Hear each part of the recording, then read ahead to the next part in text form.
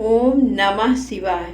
हिंदू कहानी संग्रह में आप सभी का स्वागत है। दोस्तों, सच्ची घटना पर आधारित बहुत सुंदर कहानी है। भगवान सब जगह हैं। आइए कथा को श्रवण करते हैं। एक गांव में एक बहुत ही साधारण व्यक्ति रहता था। उसे भगवान पर अटूट विश्वास था। जब कोई व्यक्ति उसे हाल चाल पूछता, वह बोलते, ठाकुर जी जाने। उस गांव में एक ठाकुर जी का मंदिर था। उन्हें उन पर पूरा विश्वास था। उन व्यक्ति के 2 पुत्र और 1 पुत्री थी। जब पुत्री की शादी किया तो उस साधारण व्यक्ति ने साहूकार से कुछ कर्जा लिया।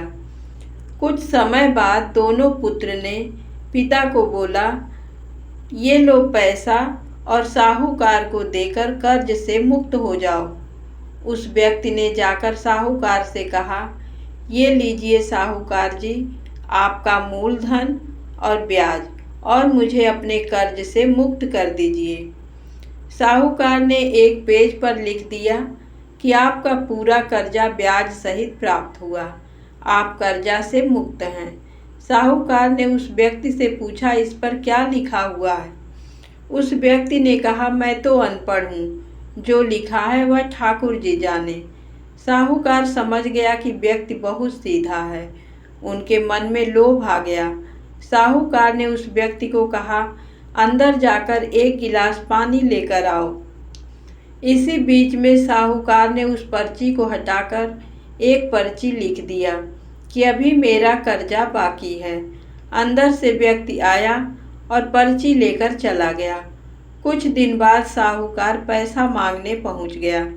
जब व्यक्ति ने कहा कि ये बात गलत है, मैंने आपको पैसा दे दिया है, पर साहूकार मानने को तैयार नहीं था। मामला कोर्ट में चला गया। कोर्ट में व्यक्ति को बुलाया गया। व्यक्ति जोर जोर से रोने लगा और बोला कि ठाकुर जी जानते हैं कि मैंने इसको पैसा दे दिया। जज साहब ने पूछा, कोई गवाह है जिसने आपको साहूकार को पैसा देते देखा था? उसने कहा, हाँ ठाकुर जी हैं। ठाकुर जी ने मुझे पैसे देते हुए साहूकार को देखा था। जज साहब ने कहा, ठाकुर जी को बुलाया जाए। पुलिस वालों ने उस गांव में जाकर लोगों से पूछा, ठाकुर जी नाम का कोई व्यक्ति इस गांव में है? उसे कल कोर्ट में आना पड़ेगा। गांव वालों ने कहा, ठाकुर जी नाम का कोई भी व्यक्ति इस गांव में नहीं है। ठाकुर जी का मंदिर है। अब भगवान कैसे कोर्ट में पेश होंगे?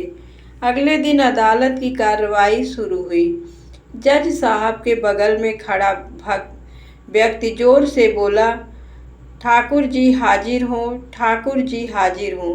उसी वक्त एक बूढ़ा व्यक्ति सिर पर तिलक लगाए, चंदन का माला पहने हुए कोर्ट में आ गया। उस व्यक्ति ने कटघरे में खड़ा होकर बोला, सर मैं ठाकुर जी हूँ, बताइए क्या बात है? जज साहब ने ठाकुर जी से पूछा, क्या आप इस व्यक्ति को साहूकार को पैसे देते हुए देखा था? तब ठाकुर जी ने बोला, हाँ जज साहब, मेरे सामने इस व्यक्ति ने साहूकार को पूरे पैसे ब्याज समेत दे दिया था।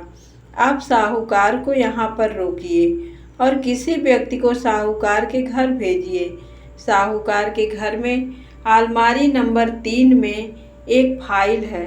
उस फाइल के 22वें पेज पर वह पर्ची रखा हुआ है जिसमें लिखा है कि यह व्यक्ति ब्याज समेत पैसा दे दिया। वह व्यक्ति इतना बोलकर चला गया। कुछ देर बाद सिपाही वापस आया और जज साहब को एक पर्ची दी। ये पर्ची जिसमें लिखा हुआ था कि पूरा पैसा ब्याज समेत मिल गया।